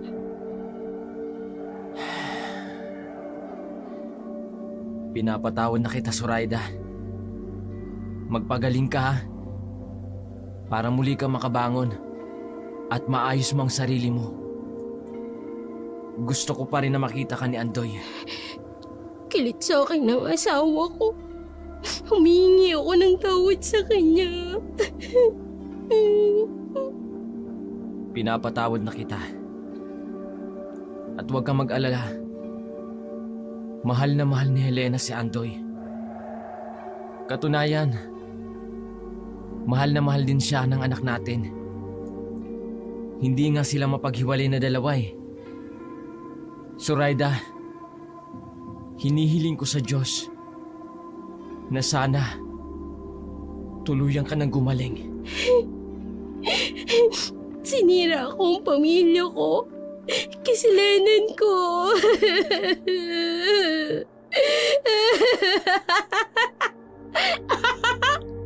Tapos, nakakita ko ng mayaman. Akala ko yayaman na ako Tapos, mga aswang pala sila. Masasama sila. Mga aswang sila. Malungkot na sinulyapan ni Garrett si Zoraida. Sobrang payat na nito. Nangingitim na rin ang gilid ng mga mata. Halatang halata ang kawalan ng tulog. Tahimik niyang hinubad ang kanyang wedding ring at isinabit ito sa isang kwintas, saka maingat na isinuot sa liig ng dati niyang asawa. Hinalikan niya ang ulo nito. Hindi man ito naging mabuting asawa sa kanya. Minahal pa rin niya ito ng totoo. Ang pagdalaw niyang yun ay isang tahimik na pamamaalam. Muli siyang bubuo ng pamilya kasamang kanyang anak at ang bagong minamahal, si Andoy at Helena. Isang public school teacher si Helena. Tinulungan rin siya nitong makapagtapos ng isang vocational course. Dahil dito, may maayos na siyang trabaho at nakapagpatayo na rin ng isang maliit na vulcanizing shop sa harap ng kanilang bagong renovate na bahay. Hanggang dito na lamang po ang sulat naming mag-ama. More power po sa inyong channel. Maraming salamat po.